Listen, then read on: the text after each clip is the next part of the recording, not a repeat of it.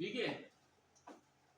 तो सबसे पहले हमारे को ये कैलकुलेशन करनी है भाई कि उसकी बेसिक सैलरी कितनी है, फिर उसकी एक दिन की सैलरी कितनी है, फिर उसकी एक घंटे की सैलरी कितनी है, ऐसा ही है। तो हमें ये कैलकुलेशन करनी है।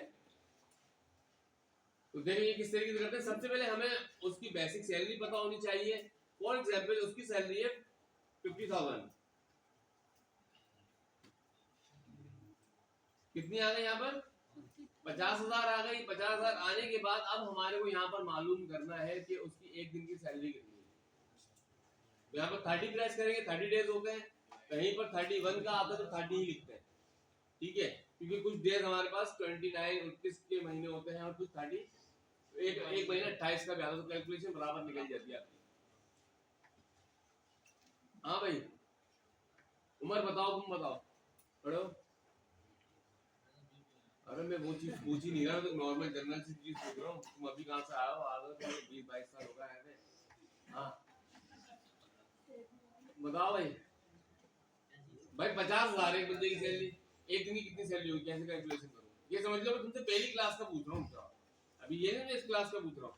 तुम पहली क्लास में अभी KG2 या उसके बाद से अब तुम आए 1 क्लास में। कौन बोल रहा है? नहीं करो बेटा, हेल्प नहीं करो, तुम्हें खड़ा करूंगा मैं। कौन है पीछे तुम्हारे? हैं? रजा से पूछूंगा मैं, ये नहीं पूछूंगा, कुछ और पूछूंगा। मुझे पता तुम्हें एक्सेल आता, तुम्हारे मुताबिक पूछूंगा, टेंशन नहीं लो। हैं? ढाई तुमने कैलकुलेशन बताई ना कुछ बात तुमने ठप करके, तो मुझे कंप्यूटर लग रहा हो भाई, तुम कैलकुलेटर लग रहे हो मुझे। मैं तुम्हारे हाथ में यूं करा, तुमने